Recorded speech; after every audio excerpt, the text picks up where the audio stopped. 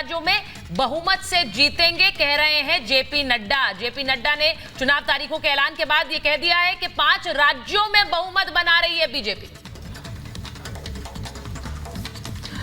और सभी पार्टियों के अपने अपने दावे हैं। भारतीय जनता पार्टी के राष्ट्रीय अध्यक्ष कह रहे हैं कि सभी 5 राज्यों में भारतीय जनता पार्टी की सरकार होगी और उसके लिए तैयारियां पहले से ही हमने शुरू कर दी हैं। पिछले दिनों राजस्थान से लेकर मध्य प्रदेश में प्रधानमंत्री अलग अलग जगह पर चुनाव प्रचार किया और लोगों को बताया कि कैसे सरकार अगर बनती है तो काम करेंगे। तारीखों के ऐलान पर ओवैसी बोले कि हम चुनाव के लिए तैयार हैं। ओवैसी कह रहे हैं कि हम चुनाव के लिए तैयार है, तेलंगाना की जनता हमारे साथ है।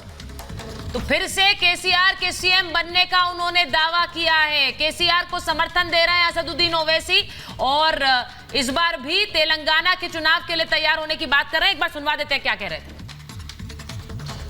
ईसीआई ने जो डेट्स दिए हैं, हमारी पार्टी इस इलेक्शन के लिए शुरू से ही तैयार थी और तैयार है और हमारी वाहिद पार्टी है जो साल के 12 महीने पिछले 4.5 साल से हम लोग जनता के दरमियान में रहकर काम करते हैं और मुझे यकीन है कि ख़ास तौर से तेलंगाना में जहां पर हमारे एमएलएज हैं और जहां पर हम लड़ेंगे, वहां की आवाम हमारी काम को, हमारी एक्सेसिबिलिटी को, हमारे अवेलेबिलिटी को, हमारे पार्टी के मेंबर्स की उसके ऊपर हमारा साथ देगी और इंशाअल्लाह हमको यकीन है कि एक बहुत बड़ी कामयाबी से अल्लाह हमको हमकिनार करेगा।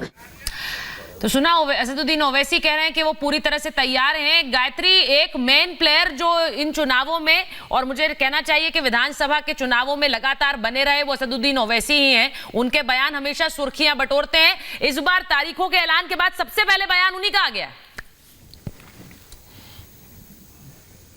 बिल्कुल। और सुचारिता, देखिए वो बयान, इसके अलावा भी ओवैसी ने जातीय जनगणना को लेकर भी बयान दिया है। उन्होंने कहा है कि हमें पूरे देश में जातीय जनगणना चलानी चाहिए। तो अब सवाल देखिए, हर मंच से जब बिहार के लोकसभा चुनाव से ठीक पहले और ये विधानसभा चुनाव से ठीक पहले बिहार की तरफ से जो जातीय जनगणना के आंकड़े पेश किए गए, उसके बाद लगातार बीजेपी ने पलटवार किया और हर मंच से प्रधानमंत्री मोदी भी ये कहते हुए नजर आए कि दरअसल कांग्रेस, खासकर उन्होंने कांग्रेस को टारगेट किया है, पूरे विपक्ष को टारगेट करते हुए उन्होंने कांग्रेस को टारगेट किया और वो ये रहे थे कि दरअसल हमारे जो कांग्रेस है वो लगातार बांटने की कोशिश कर रही है। गरीबी ही सबसे बड़ा आंकड़ा है, गरीबी को लेकर उन्होंने ये तमाम बातें कही। और मैं बताना भी चाहूंगी कि प्रधानमंत्री मोदी ने जिस तरीके से, गायत्री आपको 1 मिनट रोक रही हूं क्योंकि सत्य विजय हमारे सहयोगी वहां पर चुनाव आयोग की प्रेस कॉन्फ्रेंस के बाद उनके साथ राकेश त्रिपाठी हैं।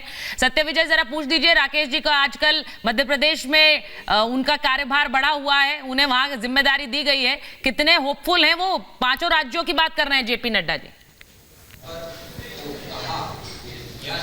जी हाँ, बिल्कुल। देखिए, जैसा कि आपने कहा, मध्य प्रदेश की निगाहें सबसे ज़्यादा, देश की पूरी निगाहें जो मध्य प्रदेश पे सबसे ज़्यादा है क्योंकि 5 राज्यों में एक तो सबसे बड़ा राज्य है, सबसे ज़्यादा सीटें हैं। राकेश त्रिपाठी जी हमारे साथ हैं, राष्ट्रीय स्पोक्स पर्सन है उत्तर प्रदेश और दिल्ली से, यहाँ इन्हें भेजा गया है कहीं ना कहीं बूस्टअप करने के लिए। बात करते हैं, आप लोग कितने होपफुल हैं? आप कई दिनों से मध्य प्रदेश में डेरे डाले हुए हैं।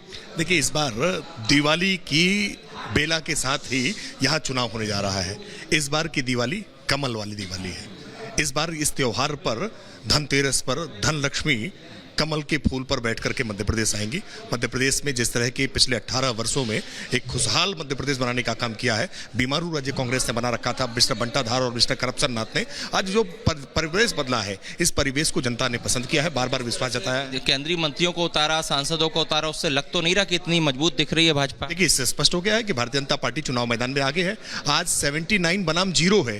कांग्रेस पार्टी का अब तक एक भी कैंडिडेट नहीं उतार पाई। कांग्रेस पार्टी कंफ्यूज है, भ्रम की अवस्था में है, कोटे की लड़ाई लड़ रही है। दिग्विजय सिंह अपना कोटा मांग रहे हैं, कमलनाथ अपना कोटा मांग रहे हैं, अजय सिंह राहुल अपना कोटा मांग रहे हैं। अलग अलग कोटे की लड़ाई में फंस गई है। राहुल और प्रियंका के बीच में इस बात की लड़ाई है कि कौन किसके यहाँ पर आए। उन्होंने कहा 150 के पार। आप लोग को क्या लग रहा है? जमीनी मैदान में आप हैं, यहाँ पर बाहर से आए तो आप और कनेक्ट होते होंगे पब्लिक से, तो हकीकत सामने आती होगी। कितना स्कोर करेगी भाजपा? देखिए, जन आशीर्वाद यात्रा में जिस तरह से जनता का आशीर्वाद भारतीय जनता पार्टी के पक्ष में दिखाई दिया है, हम पूरी तरह से आश्वस्त हैं कि भारतीय जनता पार्टी एक लैंडस्लाइड विक्ट्री की तरफ जा रही है। गुजरात के परिणाम जिस तरह से आए थे, उसी पैटर्न पर मध्य प्रदेश भारतीय जनता पार्टी में भी एक लैंडस्लाइड विक्ट्री, 2/3 बहुमत की तरफ हम जा रहे हैं और एक भूतो न भविष्यति जैसा आंकड़ा भी अगर आए तो कोई आश्चर्य नहीं हो सकता। पिछले 18 साल से भाजपा है, वो 3 ऐसे काम जिसकी वजह से जनता भाजपा को यहाँ पर फिर से वोट दे।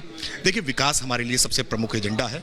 बीमारू राज्य, आपको याद होगा कि पहले कैसे मध्य प्रदेश का चुनाव बीएसपी के मुद्दे पर होता था, बिजली, सड़क, पानी के मुद्दे पर होता था। आज पानी की कहीं कोई किल्लत नहीं है। बिजली के मामले में सरप्लस स्टेट बन गया है। आज दिल्ली की मेट्रो मध्य प्रदेश की बिजली से चल रही है और सड़कों के मामलों में एक अद्भुत जाल बिछाने का काम किया है। 44,000 किलोमीटर की सड़कें आज 5 लाख किलोमीटर से ज्यादा की सड़कों में तब्दील हुई हैं। तो विकास ही एजेंडा हमारा सबसे प्रमुख है। गरीब कल्याण की जो प्रधानमंत्री जी की नीतियां हैं वो आज जमीनी स्तर तक पहुंची हैं।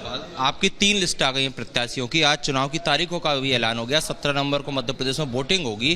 कांग्रेस की एक भी कैंडिडेट का नाम नहीं आया, कोई प्रत्याशी का भी कोई लिस्ट ही नहीं आई। तो इससे वो क्या संकेत देना, क्या उनकी रणनीति है या फिर उनके पास कैंडिडेट नहीं है? नहीं, कांग्रेस पार्टी अंतरकलह में डूब गई है। कांग्रेस पार्टी के भीतर कैंडिडेट सिलेक्शन केवल उनकी अंतरकलह के कारण नहीं हो पा रहा है। आज कांग्रेस पार्टी ने जन आक्रोश यात्रा में देखा है कि जनता का कितना आक्रोश उनके खिलाफ है। कांग्रेस के प्रत्याशी चुनाव लड़ने से मना कर रहे हैं। मैंने देखा कि अरुण यादव उनके बड़े नेता हैं, वो चुनाव लड़ने से मना कर रहे हैं। कमलनाथ में खुद हिम्मत नहीं हो रही कि वो चुनाव के मैदान में जाए। विवेक तनखा जैसे उनके नेता, सुरेश पचौरी जैसे उनके नेता, आज कोई नेता मैदान में जाने को तैयार नहीं हो रहा है। भाजपा के सारे बड़े नेता चुनाव मैदान में इसलिए उतर रहे हैं क्योंकि विश्वास है कि एक मजबूत सरकार बनाने के लिए मध्य प्रदेश में जनता ने मन बना लिया है। भारतीय जनता पार्टी के पक्ष में एक लहर चल रही है, एक सुनामी चल रही है। नरेंद्र मोदी जी के प्रति लोगों का विश्वास, शिवराज सिंह चौहान जी के काम में लोगों का विश्वास। राकेश जी खूब मेहनत कर रहे हैं बीजेपी के लिए, बहुत अच्छी बात है, लेकिन जनता किसके खिलाफ आक्रोशित है और किस पर गुस्सा दिखाएगी, इसके लिए 3 दिसंबर का इंतजार करना होगा।